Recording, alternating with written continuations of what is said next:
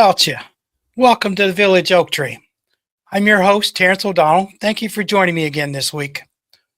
All around the world this week, there's some kind of commotion going on to polarize to the next big thing.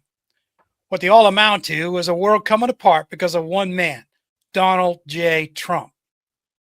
I found some more news stories that show us a glimpse of what the rest of the world is doing to get around Trump's United States so their people can try and live decent lives.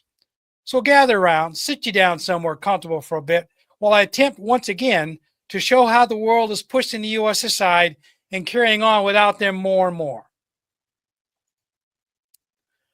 One of the biggest news stories coming out of Asia and the Middle East is how Trump's tariffs and sanctions are scaring countries away from doing business with the U.S. anymore. While this has been going on since last year, the war in Iran has pushed more nations towards them using China's yuan and not the petrodollar anymore. I have one story out of many that show how even the Gulf states are starting to get desperate, and China is offering everyone a lifeline with few strings attached. They aren't out to punish anyone for not bending the knee. Quite the contrary. China is reaching out quietly, offering low-interest loans to help rebuild what Iran broke as they defended themselves from the U.S. and Israel. Meanwhile, these same Gulf states are trying to shake Trump down for reparations for what he broke in their countries. As for those military bases, I wouldn't be a bit surprised if, after the shooting part of this war is over, they politely tell the U.S., sorry, we can't allow you to use our bases anymore on the chance you'll do something stupid again. Then there's the little matter of Israel.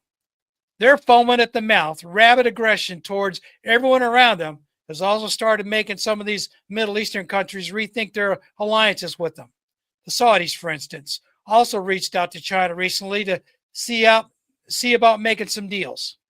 All of those billions that the monarchy gifted to Kushner and his company appear to have disappeared into a black hole somewhere, like a lot of other money that flowed into the Trump coffers in the last few years. Even some of the EU countries are starting to pull away from Israel lately, most notably Italy and Spain. Remember a couple of years ago, right after Hamas tore through the festival in Israel on October 7th, when we thought the main reason that Israel was adamant about pushing all the Palestinians out of Gaza was because of the crude oil and gas underneath and off the coast? Turns out we were mostly wrong in the short term. They still want it, but going after Lebanon's fossil fuels is a lot easier. That whole ceasefire thing is just another smokescreen while the IDF keeps moving troops in to consolidate their land grab in the south side of the Litani River. But that's old news by now. What Israel is doing now is to push across the Litani River to see how far they can get away with while the rest of the world is watching the Straits of Hormuz. Seems that they want to go back in time when Israel controlled most of Lebanon, all the while still killing Palestinians and anyone else that gets in their way towards that messianic greater Israel they've been talking about since 1917. Then there's the United States, still bullying everyone they can get away with, this time with another jab at Iraq. Remember them? Little country that the United States turned from a sovereign nation under a despotic tyrant into a sectarian nightmare of tribal factions with the U.S. still putting a boot to their necks? Now the U.S. wants to subvert their democratic elections in their favor. Does that sound familiar? In Iraq, Trump seems to think he can get away with it easier than he can in his own country, blocking off oil experts to pressure the Iraqi government into doing something about those pesky Shiite militias that drove the American soldiers out of Iraq recently. Trump was so upset that Nari al-Maliki, or the incumbent Mohammed Shia al-Sudani, would become the new PM, he put the boot to their necks and forced them to withdraw their candidacies. The newly nominated Iraqi PM, which I'm going to pull up his picture here now,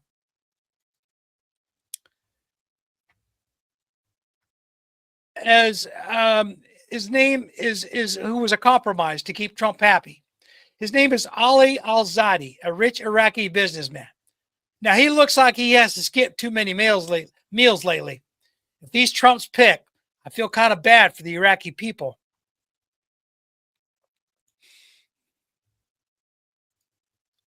The good news is that he's probably so weak that the Shiite militias probably won't have much to worry about from him. unless Trump tells him he's cutting off the U.S. gravy train. But then the Iraqi army is a shell of its former self, and without the Americans, they could do little against these well-supplied militias. Iran is far from dead with regard to not being able to resupply their friends in Iraq. Speaking of Iran, they are far from isolated and begging for mercy from the Trump. There are a few stories coming out about this so-called shadow fleet of oil tankers sailing the oceans of the world, swapping out flags and electronic nationalities like hot potatoes.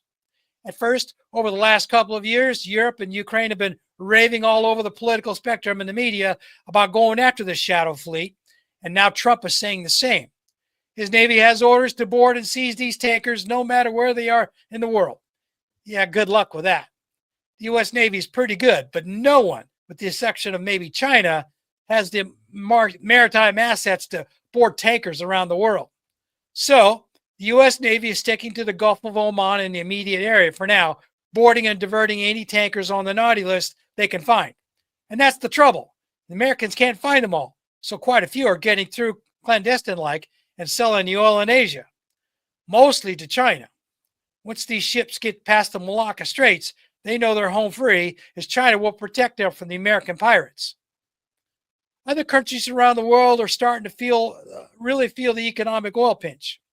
Some of you may have heard some news stories about the agriculture fertilizer shipments from the Gulf have been cut off, and that farmers all over the world are going to suffer this year.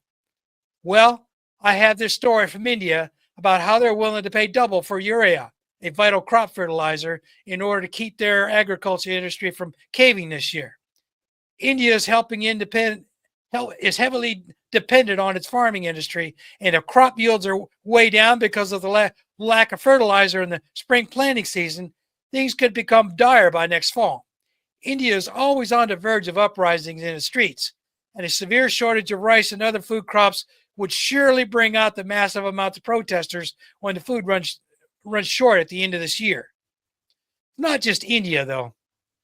There are a lot of other countries that depend heavily on the supply of crop fertilizers from the Gulf area, and this could cause food shortages all over the world by the end of 2026 and beyond if this fracas with Iran isn't sorted very soon.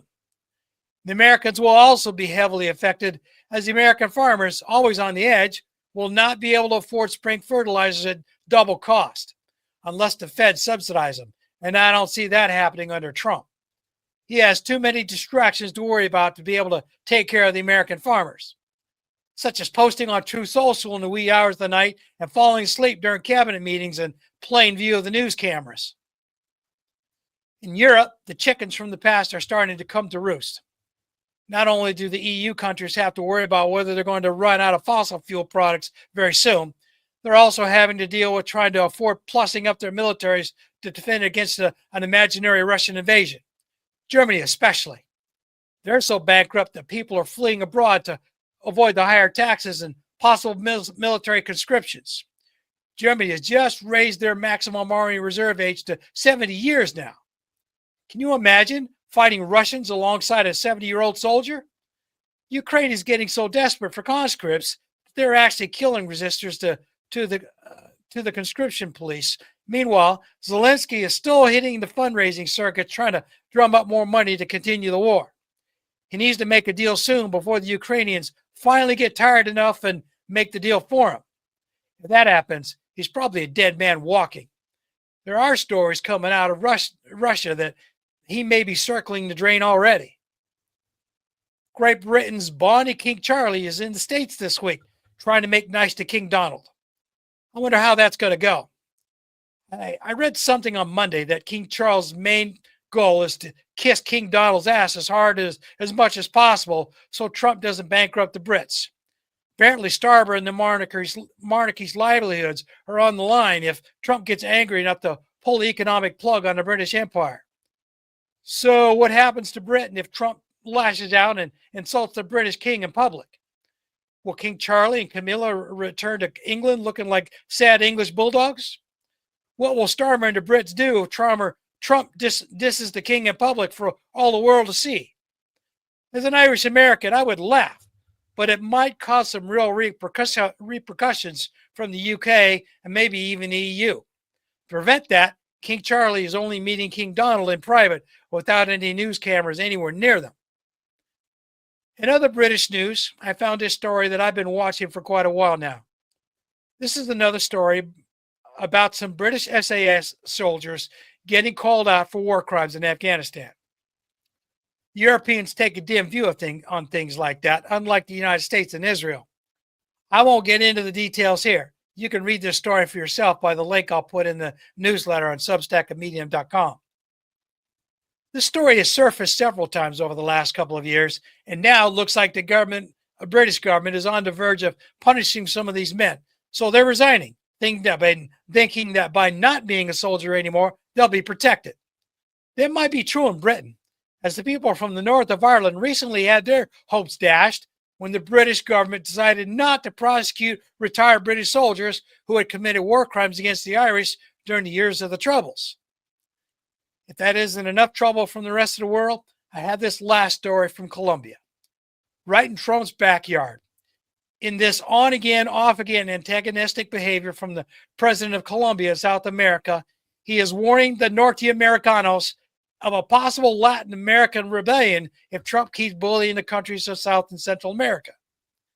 What that might look like is anyone's guess. But if I were to venture one, I would guess at a possible economic rebellion for starters. Most of these countries don't have a lot of exports to be able to make a big dent in the U.S. economy. But if they place tariffs on coffee exported to the U.S. or other agricultural commodities, that might get someone's attention in the United States right quick. Venezuela has pretty much has been pretty much taken out of play for now, unless they could gather up with their fellow South Americans and form a united front. Can you imagine a near total export trade embargo to the U.S. someday?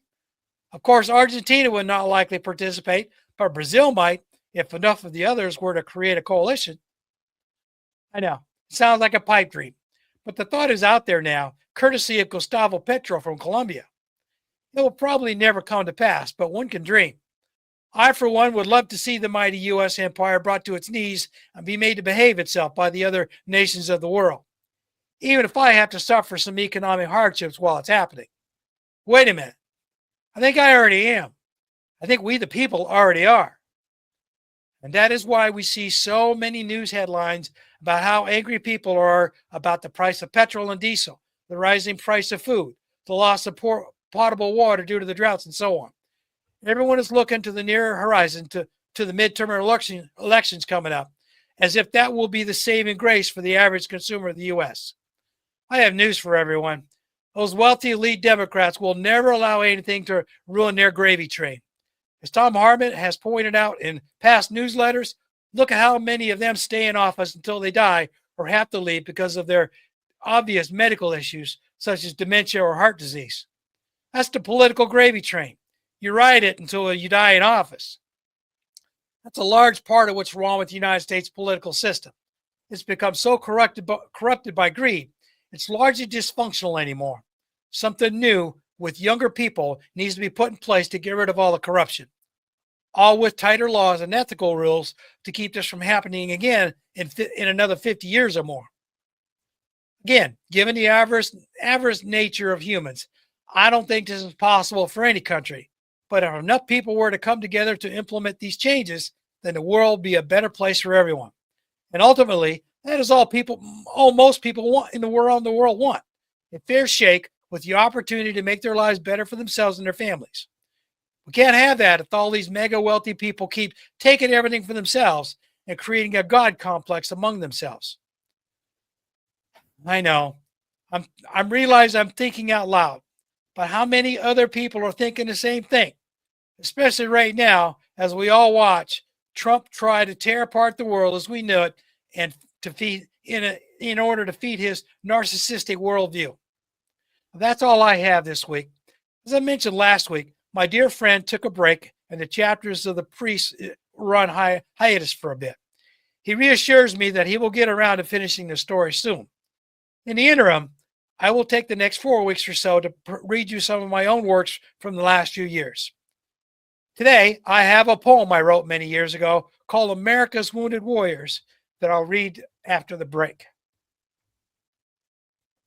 During this break, I want to take a couple of minutes to explain how you can support this podcast and introduce my website at www.crownofpr.com. One way to become a paid subscriber is on my Substack page. And as you can see, the name of the Substack page is Crown of Beha, the Tree of Life. You can also find the Village Oak Tree on medium.com and YouTube, where you can like and subscribe there as well. Now, the best way to make a donation is through my website. And there, I have a donations page. It looks like this. As you can see, I've got a little blurb here. I accept donations of any amount in most currencies around the world, which viewers can visit using the QR code in the top left corner of this commercial. The website is also listed in the scrolling banner at the bottom of this podcast video. If you're listening to an audio version of the podcast in one of the many mobile apps available, use the link in the podcast description. I've made the website more mobile friendly now to view now, so go check it out. So now let's take a quick look around. So first, when you first type in the website address, it's going to bring you to a page that looks like this.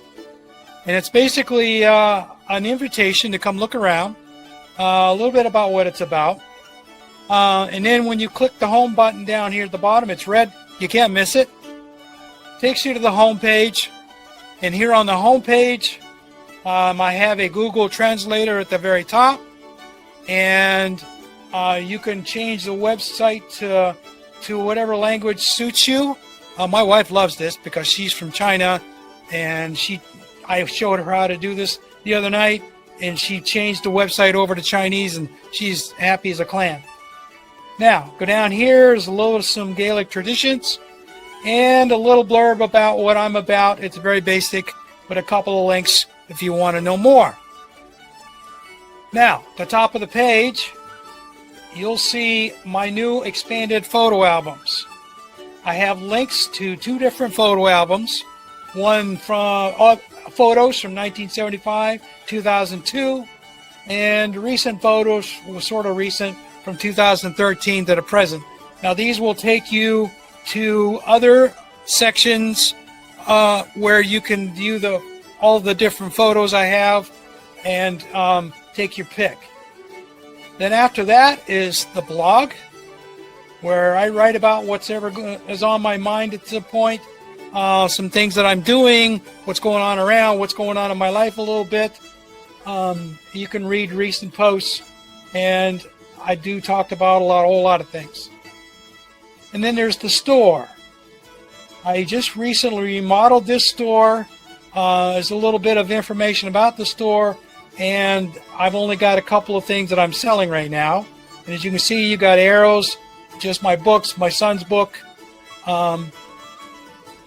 different versions of the book, and as I said, my son, his poetry book. And then after that, his contact page, where you can reach out to me either social media, or you can fill this form out, send me an email. There's even a little tech support chat window here that'll send me a message, and I'll get back to you as soon as I can. Here, as I said, is a drop down. I showed you the donations page. Here we have all of my podcasts, a little information about the page. You've got a couple of options to listen to the podcast here, and take it from there. My Substack, link goes to my Substack page, medium.com. You can just stay right here on this webpage and listen and do an audio version. And again, more social media links. And then last, I have my author's bio, which is basically a page, a more detailed page of who I am and what I'm about. So, if this sounds interesting, I hope you will visit. If I hope people watching or listening to this podcast or just reading the commentary on my weekly postings Well, take a moment, come visit with me at crownofbihao.com, and I might even have something you like. You'll want to come back for more. Sláinte. All right, welcome back. So what I'm going to do, I'm going to do a screen share here so you can follow along while I read this poem. It's not real long, but it is. Well, okay, it's not coming. What do we do? Where? What? There it is. There we go. All right, so this is entitled America's Wounded Warriors. I wrote this several years ago, and it's a tribute to America's wounded soldiers. So I'm going to just read this here, and you can follow along as we go. America's Wounded Warriors. What is it about wounded warriors that makes people see us different? Is it our physical wounds, like the missing limbs and scars? Is it a primal fear of us now that we've returned home as trained killers? There are those who can't seem to do enough for us since 9/11, as if to make up for the way a lot of us were treated so badly after Vietnam and forgotten after Desert Storm. Then there are those who just shy away from us because we are different now from the kids who left the family farms and neighborhoods of our childhoods. Those of us with the unseen wounds have indelible scars on our personalities forever. We have to deal with the same stigma of being wounded warriors as if we had a visible wound for all to see.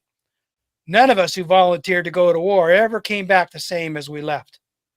Those of us who made a career out of the war and the preparing of war between wars have sacrificed the most. We sacrificed our lives for our country in your way of life. We sacrificed our families when our country called us to war over and over again. Our divorce rate is among the highest of all because we chose to serve our country first and put our families second. Some of us have had to live apart from society as we have trouble being accepted for what we have become.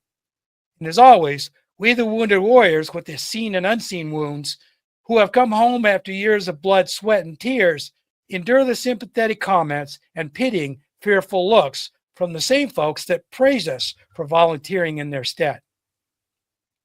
The country rolled out the red carpet for all the veterans after 9/11. Where were you when we came home from Vietnam? Where were you when we came home from Desert Storm? Where were you when we came home from all the other little conflicts until we went to Afghanistan? Why did you forget us after the first couple of years in Iraq when we defended American interests? Yet, despite a few accolades here and there, we see the fearful looks, hear the pitying comments, and hushed whispers when you think we aren't paying attention. We shrug it off as we try so hard to fit back in after we've changed so much. No warrior is ever the same after what some of us have seen and had to do so you could feel safe from foreign enemies. You sent us off to war to ensure the American way of life would endure. Yet though we sacrificed so much for you who never served, we will never be the same young, bright-eyed, excited boys and girls who left home to serve our country. Until the nightmares stop, the haunted looks in our eyes when we remember the bad things are gone, the survival reflexes we learned to keep us alive in worst of times are no longer visible when you see us on the street. Some of us have to shy away from you. The looks we see at times seem to be a sense of guilt for how broken we are after returning home from your wars. Is this why we are treated as heroes now with thank you for your service and other platitudes when we're told to keep off the grass, refuse service, and spit on as baby killers after Vietnam? Forgotten after so many conflicts in foreign lands? Is it because America feels guilty about sending us to do the dirty work so everyone can live their lives without a worry? As if there are no other countries in the world who would do you harm? Or is it more of an attitude, out of sight, out of mind, until we return as damaged goods? We can't be taken back to the store and returned like G.I. Joe toys. You're stuck with us, whether you like it or not. Be kind and treat us like the handicapped people we are, not someone to be pitied. Don't thank me for my service. Thank me for stepping up to defend you when you wouldn't or couldn't do it for yourself. As I said, I wrote that a long time ago, probably back about 10 years or so, but it fits even more so even now. So that's all I have for you. Guramahagat, thank you for watching or listening to the show today. I hope you enjoyed it. You'll return again to listen to me offer a voice to what a lot of people are thinking these days. As I say goodbye this week, I don't really have a quote for you. I will just say that be good to the people around you. Stay safe. Be mindful of what your government's trying to do to us. We're not, as you know, we're not being told. We're not being told by the news media here in the United States what's going on around the world. I do my best to try and bring that to you, and even myself, I can't find it all. So go out, search, ask questions. We need to start asking more questions of our government. Slán go foil.